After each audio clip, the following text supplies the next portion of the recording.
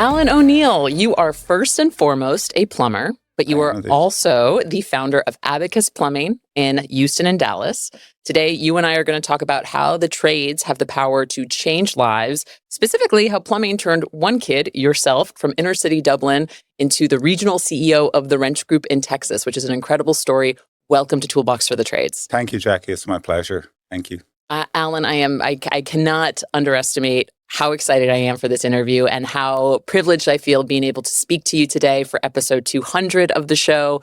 Thank you so much for donating your time. Just so the audience knows, Alan was a referral by the wonderful Ellen Rohr, and I did a ton of research on him before sitting down with him today, and I really think you guys are going to love his story. So Alan, just before we even get into it, just thank you so much for being so generous with your time. Well, thank you for having me, Jackie. It's absolutely my pleasure. Absolutely. So also for the audience, I had a pre-interview with Alan, and I truly think that I could have taken that pre-interview and just put it on the feed and you guys would have eaten it up. So I can't believe that we're sitting down here just face-to-face in Band Barracks in Houston, Texas. To kick off the conversation, I'm going to ask an icebreaker, which I love to do at the top of interviews.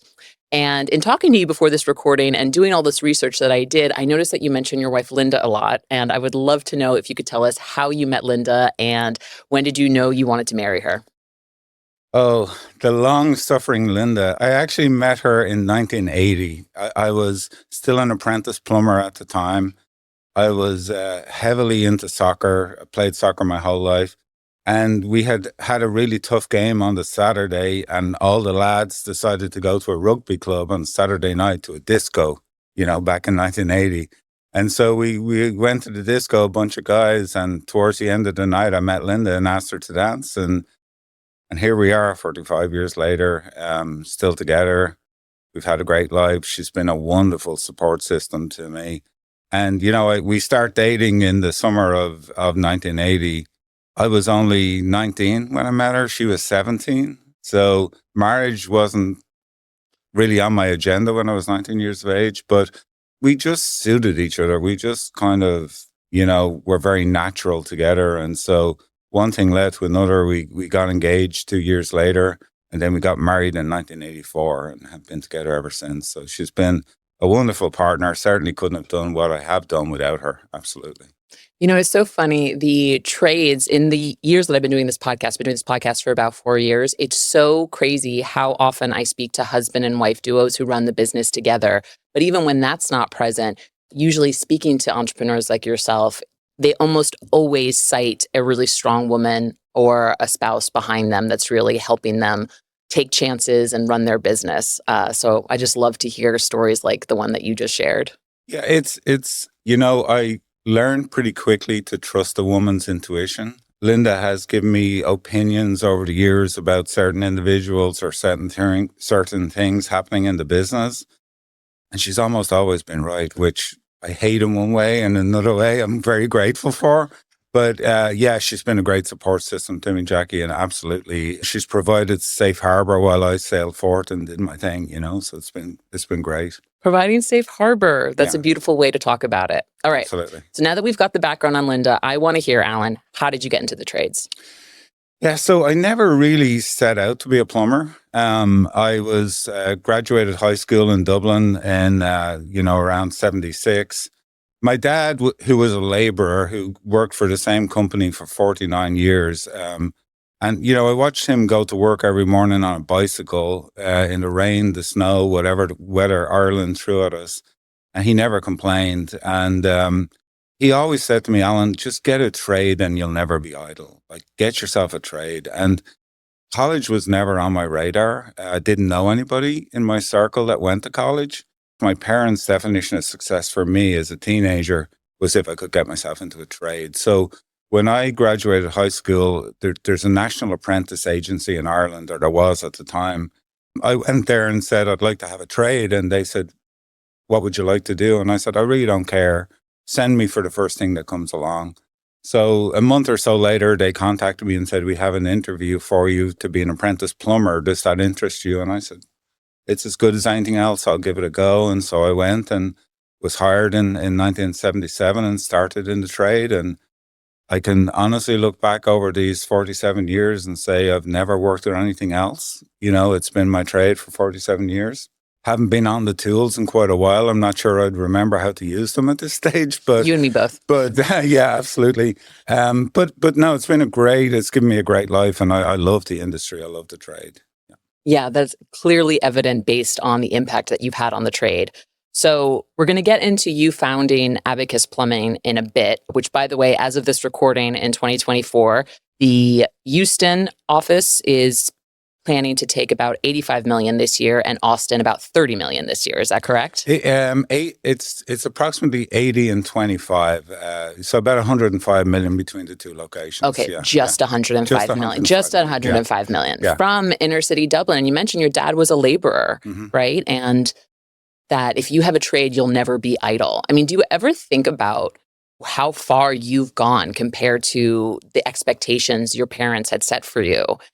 I think even the expectations I set for myself, Jackie, like my goal was to provide a great living for my family. And in my mind, as a young man, that meant, if we could own a home, own a car, not two cars, a car, and maybe have a vacation every year to somewhere sunny. Like when I lived in Ireland, that was my aspirations, maybe go to Spain or something in the summertime and not have any debt or have as little debt as possible.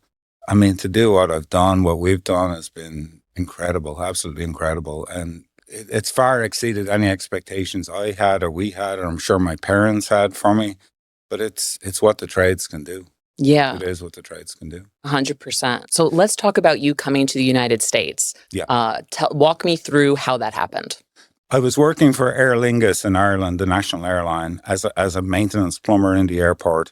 It was probably one of the best jobs a tradesperson could have in Ireland, and was quite happy.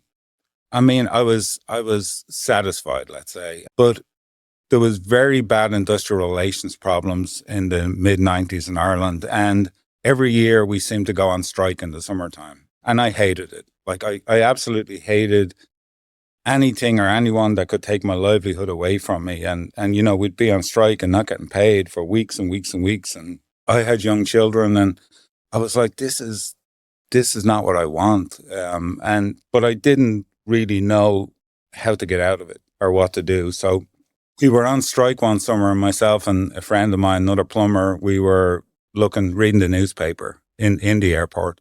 And we saw an ad in the newspaper for a worldwide lottery for American green cards. And we said, hey, let's do this just for something to do. Let's fill this out. And Ken said, yeah, let's do it. And so we both filled out an application, and all you had to do was send a postcard with your name and your dependent's name. And you could send one for yourself as head of the household and your wife as head of the household. So you basically had 2 entries. So I sent 2 entries and Ken sent 2 entries. Forgot about it. 15 months later, I'm on a roof in the airport working, and Linda calls me and said, there's an envelope here from the National Visa Center in the US. And I said, like, to do with the Visa card? I didn't know what, I'd forgotten about it. And she said, I don't know. And I said, well, open it and read it to me. So she opened it, and it said, dear Mr. O'Neill, you've been pulled out of the lottery. Basically, we had, got picked. And she's like, what is this all about? And I said, well, let's talk about it when I get home. So we went home. We realized, like, we could have green cards if we wanted them. And so we kind of looked at each other and said, what we do? And we said, well, let's go down the road with this process and see what happens. So we did. We filled out all the paperwork, and we went down the road a little bit.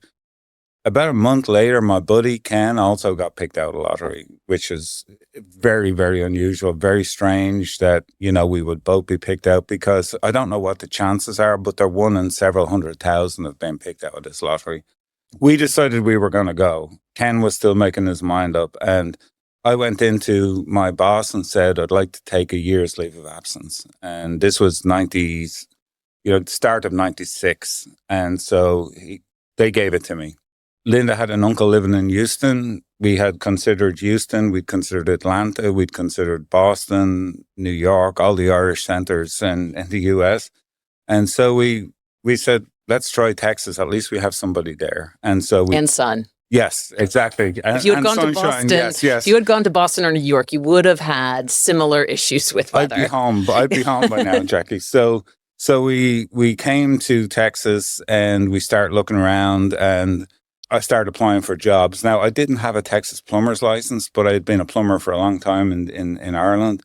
And so, as luck would have it, I got hired by a guy by the name of Jim Wilburn, who had a small plumbing service company in downtown Houston, about 6 trucks. I was actually truck number 6. Again, I didn't know it at the time, but Jim was a member of Contractors 2000, which became Nexstar, which is originally how I met Alan. I kind of got thrown in at the deep end a little bit, like I was learning all this customer service stuff that I'd never learned before. I mean, I literally had never serviced a residential customer before that. All my jobs were either industrial or commercial type building work. Jim taught me a lot about the trade. Contractors 2000 taught me a lot about the trade. I was working for Jim for about 6 months, and Linda had had a baby in the meantime, my son Paul. We had 2 kids, 2 small kids, and then we had Paul. We started to get a little dissatisfied because I was gone from 6 a.m. in the morning in my service truck and I wasn't getting home till about 8 o'clock at night. Ooh, that's tough. We were living in an apartment where we were living in a house in Ireland. And we kind of looked at each other one night and we said, like, is this really worth it? We're away from our families. We're on the far side of the world. What are we doing? Like, should we stay? Should we go? And I'll never forget, like, Linda goes, why don't we run it by Emma, our 8-year-old? Like, just see what she says. And so Linda went to Emma and said, hey, Emma, what do you think about going back to Ireland? And Emma put her hands on her hips and said, you guys took me away from my friends. And now you want to take me away from my new friends. It's not going to happen. And we were like, okay, well, I guess that's our minds made up, you know? Yeah. You know, and we just said, look, let's get through Christmas. I mean, we came in May. We said, let's get through Christmas and see how we feel. I said, well, I'll tell you what, I'll start applying for other jobs. Maybe that wouldn't have me out of the house as long. And so I started applying for other jobs, and I actually got an interview with the Houston Astros and to be a maintenance plumber in the Astrodome, which was where the Astros played at the time. So I got the job and I said, okay, well, this is good. I'll be in work at 8. I'll be home at 5. You know, can take care of the kids with you, Linda, and, you know, we can go from there. So I went into work to quit, and I went into Jim's office and I said, hey, Jim. And he goes, Alan, what's up? And I said, I'm quitting. You know, I'm going to go work for the Houston Astros. And he said, you're what? No, you're not. And I said, no, I really am. And he goes, nah, go do your calls. And let's talk about this later. I think I actually shocked him because he thought I was doing really well. I thought I was doing well, but it was the hours was killing me. And so Jim said, just do your call. So next morning, my phone rings at 6 a.m. and Jim said, are you awake? And I said, yeah. He goes, can you meet me at the Holiday Inn near the Astrodome, which our office wasn't far from the Astrodome. And he said, can we have breakfast? And I said, okay. So we meet for breakfast and Jim said, look, I'm selling the company. I'm under LOI. This was the wave of consolidation in the mid-90s, late 90s. Mm-hmm. He said, I fully intended to promote you, but I can't make a move while I'm under LOI. Like, can you just hang on? And after Christmas, I'll make you service manager. And I said, well, Jim, look, I'm the new guy on the block. I don't know how that's going to go down with the guys, you know? And he said, let me worry about that. He said, will you stay? And I said, well, let me go home, chat with my wife. So I went to Linda. I said, you know, have this opportunity. And she said, well, like, whatever you want to do, I'm with you either way, you know? And I said, I'll give it a shot, right? So decided not to quit. Jim promoted me to service manager. A year later, Jim comes to me and he says, hey, they want to move me to Denver in Compass and they want you to be president. Now, Jackie, I couldn't even spell P&L, let alone understand what a P&L was. Jim said, look, don't worry. He said, I'll train you before I go. And I said, okay, that's reasonable. But things happened much faster than Jim anticipated, and he went off to Denver. Mm-hmm. I was told I was president. This was about a $2 million business. My training was the bank bag was on the desk, on Jim's desk, and it said, take this to the bank every day, preferably full. And that was my training to be a president. So I started. I'm picturing a comedic bag of money with a dollar sign on it. Exactly. Is that what it was? Yeah, that's what it was, Jackie. So I'm like, I know I can motivate people. I'm good at that. And I can learn the rest, you know. So we were actually, it was April of, I think it was 98 at this time. And we were pretty far behind our budget for the year. And I got to prove myself because I kind of felt like maybe I was just in the right place at the right time and they were going to get a real president eventually, you know. And so we managed to turn it around and beat budget that year. The first thing I did was I hired a CFO. I said, I need you to teach me the P&L. I need you to teach me every question we're going to get asked on the monthly operating results call. I want to be ready before they ask the question. And so he taught me about margins, what to look for and what not to look for. And interestingly, that guy worked for me until a year ago. He followed me to the new company eventually. And Bill was my right-hand guy for well over 20 years, you know. And I have a history of developing relationships with people, Jackie, and they become long-term relationships, you know. Yeah. And so Bill was that guy. Ken eventually came to the States and started working for me.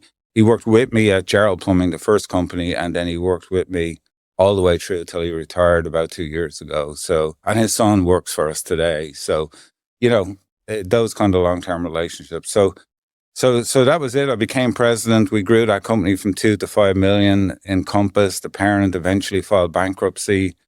I was running the company in bankruptcy, which I really didn't like because we couldn't pay bills. And Jim called me one day. He had since retired in Denver, and he said, "Hey, what are you going to do?" And I said, "I'm going to start a plumbing business." And Jim said, "Well, what's your plan?" And I said, "I'm going to buy a truck and start running calls." And Jim goes, "Horrible idea. I'll come back and we'll start it together. We'll be 50-50 partners. And so sit tight and, you know, I'll come back to Houston." So he came back to Houston. We started having Starbucks meetings. I would spend my lunchtime in Starbucks. We'd plan this new company. He said, "Look, can you think of a name for the company?" And I said, "Okay." And he said, "Look, I was talking to my Yellow Page lady because she's, at the time, that's how you got your calls, Jackie. Like, of course, there's no pay-per-click and SEO and all that type of stuff." Because this is still 90s, right? This is still early aughts? Yeah, so this was like 2002, late 2002, heading for 2003. All right, so we had dial-up, but it wasn't the internet that we have today. No, it wasn't. Yeah. There was no like online advertising per se. The Yellow Pages lady said it would be great if we had an alphabetically friendly name because some of the Yellow Page books go alphabetically. So I said, okay. So I went home that night, Jackie, no joke, opened a bottle of beer, set it on the table and opened the dictionary and started at A. And the first word that came to me that made any sense was abacus. And the slogan, "You can count on us," came to me immediately. Perfect. And so I called Jim and said, "What do you think of Abacus Plumbing? You can count on us." And he goes, "Oh my God, that's brilliant." So we found it. That's how we started. And we started in April 2003 with myself and Jim as 50-50 owners, and Ken, the guy from Ireland that followed me, and Charlie Brown, who still works for me today. Like that was 22 years ago. Charlie Brown? Charles Brown. That's Charles his name. Brown. Yeah, that's his name. Charlie Brown, yeah. So yeah, that's how we started, Jackie. 2 plumbers, or 2 owners, a 6,000 square foot building. Like we went big at the start trying to get going.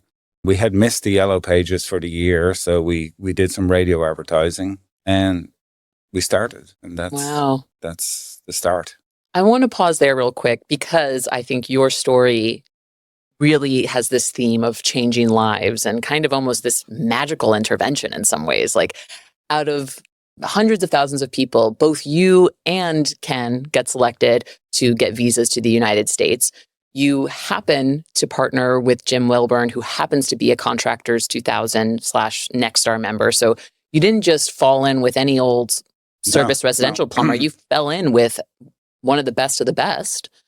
And you seem to have this aura about you where people just want to keep working for you and want to keep collaborating with you. What do you think that is about you that has engendered this loyalty among so many good people? I legitimately love my people, Jackie. Like, and it's been a strength and a weakness at the same time. Of course, in the sense that sometimes I give people or have given people too much leeway. But like I watch my dad get on a bicycle and go to work every day for 49 years for the same company, never complaining, right? He never could give me a lot of material things, but he gave me the gift of work ethic, which was the best gift he could ever give me, And so my kind of mantra has always been like, treat people really well until they give you a reason not to treat them well, and be loyal to the people that got you where you are, I mean, I never considered it an expense to take great care of my people. I considered it an investment, Yeah. And so we've just always taken care of people and developed relationships, everything from suppliers. Like, I never nickel and dimed my suppliers. Like, I have Texan season tickets, and the guy I sit beside is one of my suppliers that was one of the first suppliers that gave us an account when we opened in 2003, And so, like, those relationships just mean so much to me, Jackie, like more than a lot of the things that business created over the years. I think the relationships with our people, with our suppliers, with fellow plumbers from all over the US, I think have been a really strong part of who I am, I think. Yeah. Yeah. And that's actually a topic that comes up on the show all the time. Whenever I talk to leaders who have multi-million-dollar businesses, who have done big exits with private equity or collaborations with private equity, and they have like just more wealth than you could ever imagine, they always cite back to culture and investing back in their people and building up the people around them, which I don't think is something people normally think about when they think of really successful entrepreneurs. I'll tell you, Jackie, we've been blessed. We've won many awards over the years. We've been on the Inc. 5000 list. We've won the Better Business Bureau Award 16 years. We've got all the accolades you can get. But the best gift I've ever gotten as an owner and entrepreneur is changing people's lives. Like, there's one plumber in particular that we hired, Jackie. His name is Chris. And one of the reasons I think Chris resonates with me so much is because he started with me as an apprentice at 18 years of age, the same day my daughter started college. So Chris starts at Abacus, Emma starts college. Emma goes on, gets her degree in early childhood education. She goes on and does a master's degree, right? Chris starts as an apprentice plumber, becomes a master plumber. I've watched Chris buy a home, buy a boat, buy a second home, buy an Airbnb. Like, I've looked at him, I've watched him do all this stuff. And it's all down to Chris's hard work, of course. But we helped change his life. Like, we changed his family tree. To me, that's the greatest gift, is seeing these kids that high school counselors write off in many cases, and they enter the trades and they're really getting a job in their mind. We're telling them, hey, we're giving you the equivalent of a college education, and we're allowing you to make six figures inside 4 or 5 years and change your life, change your family's life. That's the greatest gift to me. You're giving them a career where they'll never be idle. Absolutely. Just like your father said. Yeah, absolutely. And, I've watched, of course, one of the disappointing things about running a service business is you watch people coming and going and they jump from job to job. But the people that have really been successful, Jackie, are the people that have stuck with us, and not because I think we're way better than the competition. I just think you don't gain much by jumping around, right? I think the loyalty thing, and that's, as I've mentored these young men, I've told them, value loyalty, because we're going to be as loyal to you as you are to us. And if you stick around, you're loyal, we'll be loyal to you, you'll make a ton of money, we'll change your life. It's been a recurring theme because it's really important to me, Jackie. Yeah. I wonder if you would have had the same impact at the Astros. Probably not, Jackie. Probably not. No. I honestly think we often talk about that, Jackie. It's interesting. Linda and I often have that conversation, like, what would have happened? I think we'd be back in Ireland by now.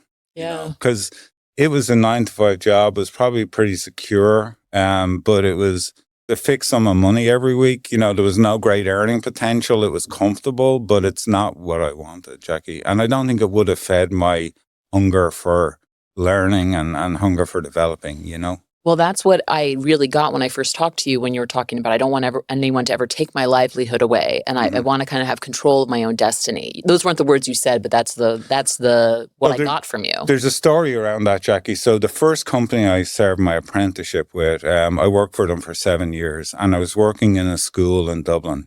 Started my apprenticeship in 77, got to 84, was working on a school And I was getting these weird thoughts in my head, like, they're not bringing material out, like something's going on, something's not Mhm. right. And there was 6 or 7 plumbers on the job, and couldn't figure out what was going on. And eventually our traveling foreman came out and laid us all off, said, look, we've no more work. This job's just about finished.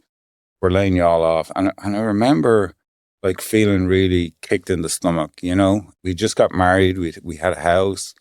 I'm like, I don't really know what I'm going to do here. So I went looking for a payphone, no cell phones back then, right? And so went and found a payphone and called Linda. And I said, hey, I've just been laid off. And in true Linda fashion, she said, like, what did you do? And I said, I didn't do I anything. didn't do anything.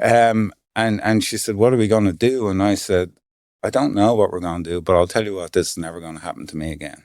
And you talk about a statement that changed your life, Jackie. Like, I don't know why I said that, but a decision was made right then, And so it took me a couple of years to decide what path I wanted to go down. So I went back to school at night. I went to school 3 nights a week for 3 years. And then I went and took a class in industrial relations and human resources. And that took 2 years. And so I was kind of educating myself along the way. All those things led up to, I think, the person I am today. Like when I came to the States and got the opportunity to actually manage people, I think all those things stood me in really good stead, so. Yeah, that's really incredible. And I also just want to call out real quick. So my father is actually born and raised in Germany. My grandparents came over from Germany in some 1961 or 62. It is such a big sacrifice to leave your home country and travel thousands of miles away and be away from your family and what you know. And it sounds like you and Linda were only going to do that if you had a really incredible opportunity. Yeah, so it's interesting, Jackie. Like, I don't have many regrets, but one regret I do have as a grandparent now is I didn't realize the impact I would have on my parents taking my kids away from them, Yeah. Because as a grandparent now, if my daughter said she was taking the kids and moving to Ireland, right, I'd be devastated because, like, when we made the decision to come to the States, we didn't think it was going to change our lives dramatically, but we thought it would change our kids' lives. So it was really for them, and we may have a slightly better life here, but not dramatically better. Certainly not what happened, right? We thought we could help change our kids' lives, but we didn't realize the impact that would have. Now, we didn't fall out with our parents. There was no bad feelings, and they encouraged us. They said, if that's what you want to do, go do it. But as a grandparent, I think that's tough to see your grandkids going. And my parents weren't travelers, and neither were Linda's parents. So now my dad eventually did come after my mom passed away. But, it's a tough thing to do, is to move across the world. And I think that was part of what gave me the hunger to succeed, Jackie. I was like, if Linda made a sacrifice to back me and come with me, across the world, and my kids kind of packed up, left everything they knew and came to the States, we're going to make this thing work. Like, I'm going to work my tail off and make this work, And so Linda sacrificed a lot. I think I sacrificed a lot.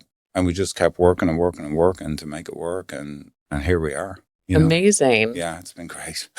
All right. I want to get a little bit into Abacus and the growth there, right? Yeah. So first and foremost, I want to talk a bit about how you and Jim split responsibilities as partners. What was that like? And how would you guys resolve any disagreements if there were any? We never really had a disagreement, Jackie, until I tried to buy his half the business. Like, that didn't go great, Sure. to be honest with you. And that was more, I think we had different expectations of how that was going to happen. We got it resolved, and, we stayed friends and all that. But Jim was the wise old owl, so to speak, if you like. He kind of had been around the block, had built a service company before, was one of the founder members of Contractors 2000. Like, he knew the game. I had energy. He had money, I didn't. Like, he had the contacts with the banks, I didn't. And so basically, Jim ran the administration side of the business, and I ran the jobs and the guys. And that was basically it. And it worked really, really well. That was 2003, Jackie. In 2007, Jim came to me. We were about $4 million at the time. And he said, look, I don't want to do this anymore. Like, I'm kind of ready to retire. He was 67 in 2004. And so I said, okay, and he goes, I want you to buy my half. And I said, okay. It took a year, Jackie, to do it, but we did it. I was the sole owner then and continued to grow it. We grew by $1 million a year every year from 2003 to 2011. At the end of 11, we were 9.3. We had about 35 people. We were really, really good. Also, a recession happened during this time. And we never slowed down. Yeah. We never slowed down, Jackie. Which is really impressive. Yeah, 2008 was tough, but we grew through the recession. And this was doing all residential service and all replacement. Residential service, plumbing only. Okay. Yeah. So in 2011, I was approached to sell the company, Jackie, and I went down the road a little bit with it, but I didn't pursue that opportunity and continued to run it. But I did hire a consultant. I hired a consultant to come in and look at the business and said, look, I kind of feel like I've been asked out on my first date and I wasn't ready. Sure, so, yeah. Can you just tell me what to do if these people come along again? Now, at the time, there was no huge wave of private equity in our industry or anything like that. And so a broker called me and said, look, I got this guy from Seattle. He's very interested in your business. Would you at least talk to him? And I said, sure, I'll talk to him. So Colin came in the end of 2011. We really hit it off. I like this guy.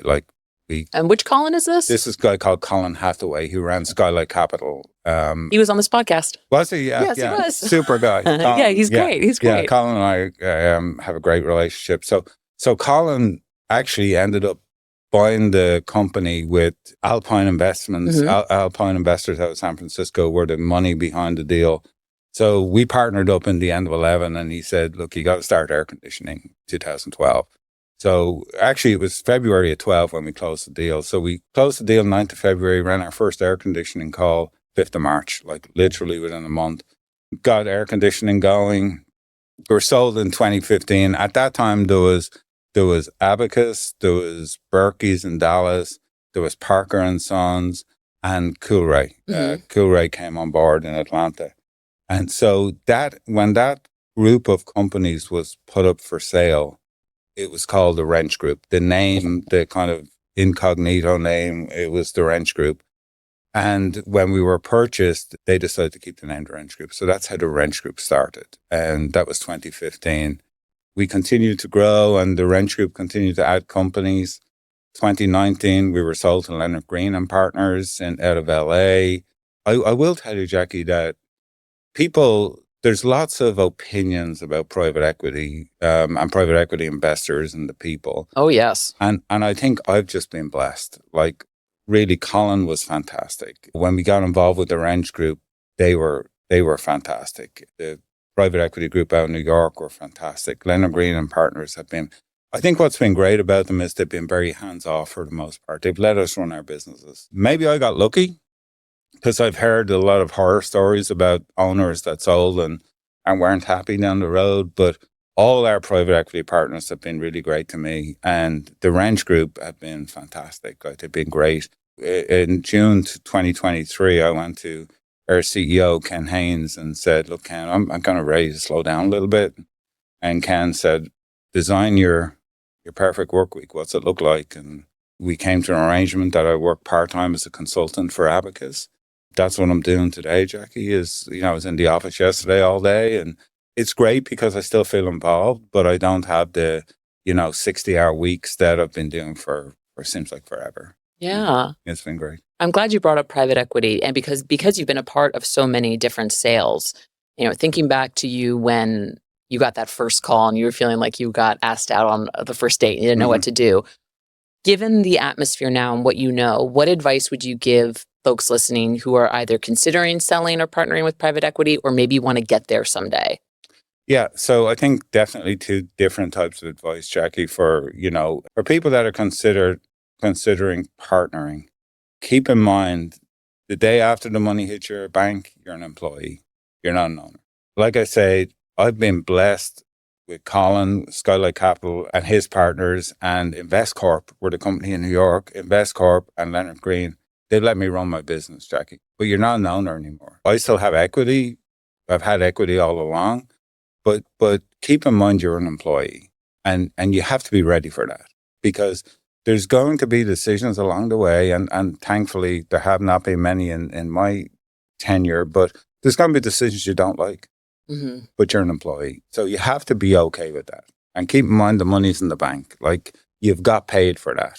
If you don't like the number, don't sell. But keep in mind you are an employee. So that's, I think, the biggest thing entrepreneurs have to get over is you become an employee the day after you sell. You have to report to someone, and maybe historically when you didn't consult for making decisions, now you have to. Especially decisions that affect, the well-being of the company. I mean, obviously you always want to make the right decision, but you are responsible to other people. And there's people that have put a lot of money into this company now that have huge interest in what goes on. So, you are an employee. You have to make sure that you consult the right people at the right times and do the right thing and be ethical and honest and all those things. You have to have your house in order, Jackie. Like, you have to have clean books. I was never the type that did a bunch of stuff for myself out of the company. Like, I always toed the line. Like, that's the company's money. This is my money. The two don't really mix. Like, I was very above board with everything I did.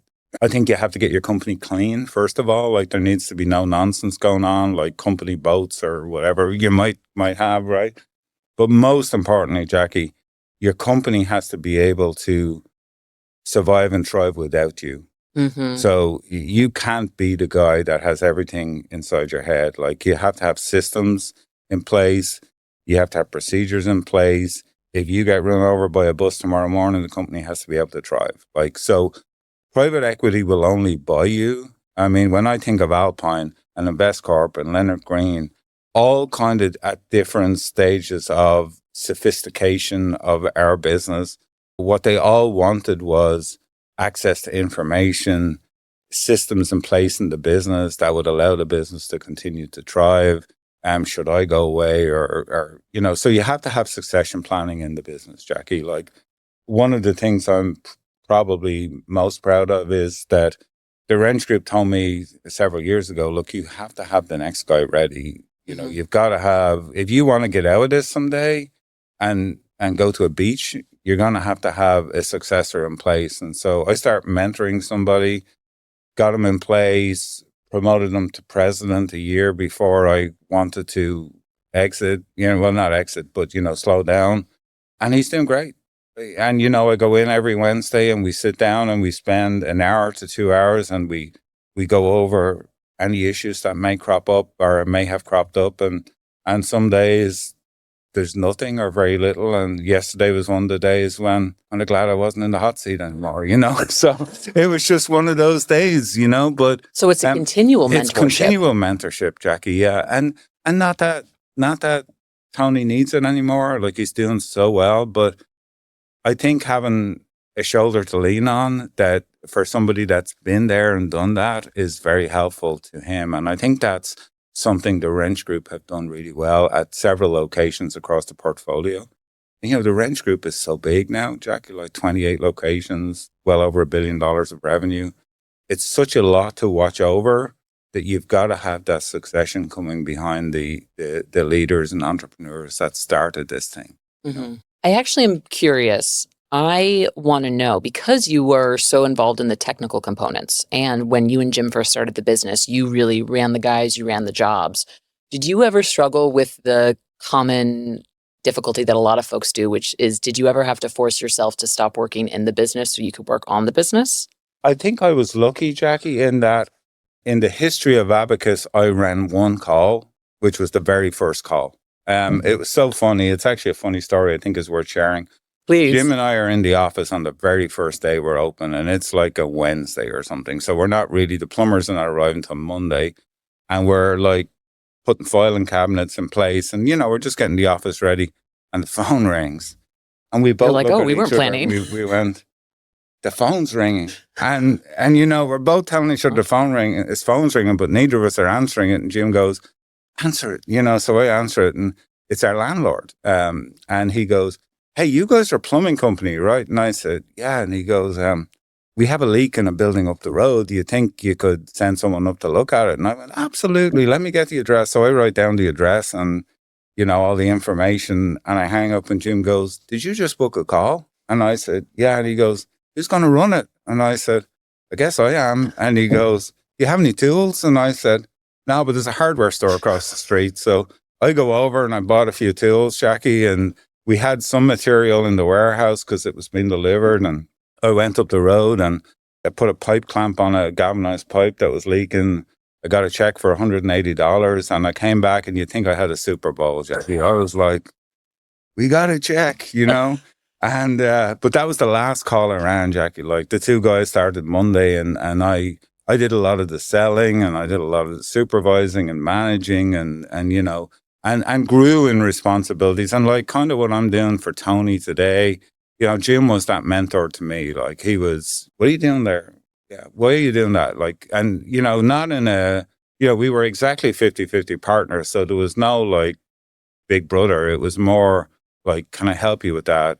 It was a great partnership, Jackie, and we did really well with it. So it was a lot of fun. Amazing. And one of those first two plumbers, that one of them was Ken, right? Ken and Charles. Yeah. Ken and Charles Brown. So they're the two. Yeah. Amazing. Yeah. So great. Alan, you've been so generous with your time. I have a few more questions for you. Absolutely. I would love to know, what's the best piece of advice you've gotten over the course of your career? I think the best piece of advice I've ever gotten over the course of my career, Jackie, was get yourself a trade. Like from a dad, like it was, because I didn't know I thought I wanted to be a professional soccer player, Jackie. I just didn't have the body type for it. I mean, I was decent, but I wasn't good. I was never good enough to be a professional. But I think, just getting into the trades and then, there was many pieces of advice that Jim gave me and that actually probably the best piece of advice came from Colin. Colin was younger than me, like at least 20 years, maybe 25 years younger than me. So different in many ways to me, but like there was a connection there, I think. But Colin said to me one time, and I'll never forget it. He said, I always want you to feel safe and happy. And if you don't feel safe and happy, tell me, right? And I took that, Jackie, and said, I will, and I took that piece of advice and I turned it around and said, I want my people to feel safe and happy. Mm-hmm. And so if they don't feel safe and happy, I want to know often and quickly if there's something wrong with them, because when people don't feel safe in employment, Jackie, they're going to take flight because they don't want you to give them the bad news. They would rather give you bad news and say, I'm leaving. So if somebody feels unsafe, I think it's bad management. You're giving them hints they're not doing well, but you're not willing to have the tough conversation with them. Mm-hmm. So I think that safe and happy conversation that Colin had with me very early on was very impactful for me and helped me turn that around then. And as I was managing people and more people, I really wanted them to feel safe and happy. And honestly, it would horrify me if somebody worked for me and felt threatened by me or the company, right? Of course. I mean, let's get it worked out. And if we can't get it worked out, let's shake their hand and send them on their way, Yeah. Yeah. I think that's fantastic advice. I mean, and I think that's applicable not just to the trades. I think that's applicable to literally any industry you can be in. I think it's even applicable in a marriage, Jackie. Right? Yeah. Like, I mean, if you have a partner and they don't feel safe and happy with you, there's a huge problem going on somewhere, I 100% agree. Obviously, you've experienced a ton of success, which is phenomenal. Well done. Was there ever a day you wanted to quit the trades? There was many a sales call I went on, Jackie, that I got back in the truck and said, this is a stupid trade. Like, No, I don't really think so, Jackie. Like, I never really went home and said, like, I don't want to do this anymore. Probably because I don't know what I would have done if I wasn't in plumbing. And it's been so good to me, Jackie. Mm-hmm. Like, it's been so all along the way. I mean, as a young apprentice, like working on building sites in the winter in Ireland, like there was some tough days, Sure. Having your tea break sitting on a concrete block, like it was rough, but it didn't do me any harm. I can legitimately say I love plumbing. I love the trade of plumbing, but more what it can do for people than the actual physical plumbing itself, right? I love business. Like, I just love the challenge of business. I remember having a lunch with a friend of mine, an electrician, and we were sitting having lunch, and he said to me, like, what's it like to sell your company? Like, how does it feel? And, all that type of things. And he said, like, do you miss being the guy, like being the owner? And I said, yeah, like I do. There's times I do miss having all the responsibility, you know? And with that, his phone rang and his computer system had crashed at the office, and he was in a panic, and he put the phone down and he went, oh, God. And I said, I don't miss that. That's what I don't miss, right? I just don't miss that. And so, like, there's good and bad to everything you do, Jackie, right? Like, I mean, is there times when I thought to myself, like, what if I hadn't sold in 2012? Like, what if? But look, Jackie, I have achieved stuff I never thought I'd achieve. Like, this is a plumber from inner city Dublin here. Like, this is not, this is not a Harvard guy, right? I mean, I remember sitting in a boardroom on the 23rd floor of the Embarcadero Tower in San Francisco, waiting for the board meeting to start. And I'm looking out at the Bay Bridge and I'm going, what am I doing here? Like, what am I, Yeah. I remember going to New York to InvestCorp's offices, and they're on Park Avenue. Yeah. And you walk in the building and it's white marble, like, and you expect like Morgan Freeman to come down the stairs as God, like it's like, and you go up to the boardroom, the oak panel boardroom, and you're sitting there going, I'm a plumber from inner city Dublin. What am I doing here? Like, but I wouldn't be there if I didn't earn the seat, Jackie, right? So there's been times when it's been crazy, but I've never, like, literally no regrets. I wouldn't change the course of my career at all. There's nothing I can think of that I would change, honestly, Jackie, about my career and my trade. Beautiful answer. This is your chance to take a megaphone to the industry. What do you want to tell all of the contractors out there listening today? Taking care of your people is not an expense, it's an investment. I mean, I said that earlier, but I think sometimes we get misguided when we have to cut costs and we have to trim things. We immediately look at our people first. But I think taking care of people and investing in people is truly an investment and not an expense. But most of all, Jackie, I think we're not doing a great job as an industry of looking after and taking care of the next generation of tradespeople. We're not getting out there and letting the world know what a great opportunity the trades are. I think every large service company should be at high schools, at career days, at all kinds of career expos, letting people know there's a world out there that they just don't know about. Exactly. And what I'd say to any young people listening that may be considering getting into the trade is, you're not a failure if you end up with a toolbox. Nope. I think a toolbox is every bit as noble as a briefcase. Like, get yourself a trade, learn the trade well, be responsible and show up to work every day. And then for plumbing company owners and business owners out there, take care of these people, because these are the future. This is the future of our trades, and our trades won't survive if we don't train and mentor the next group of teenagers and early 20s kids coming into the trade. We've got to take care of them. 100%. Yeah. Is there anything I could have asked you today to make this interview better? It's been fun for me. I'm talking about my favorite subject, which is me. But no, I think it's been a lot of fun, Jackie. Like, I love telling my story because I know it's unique. I never consider myself some kind of genius. I just think the harder I worked, the luckier I got. And I've met great people along the way. Everybody from Jim to, Colin to the guys at the Wrench Group that have really taken care of me over the years.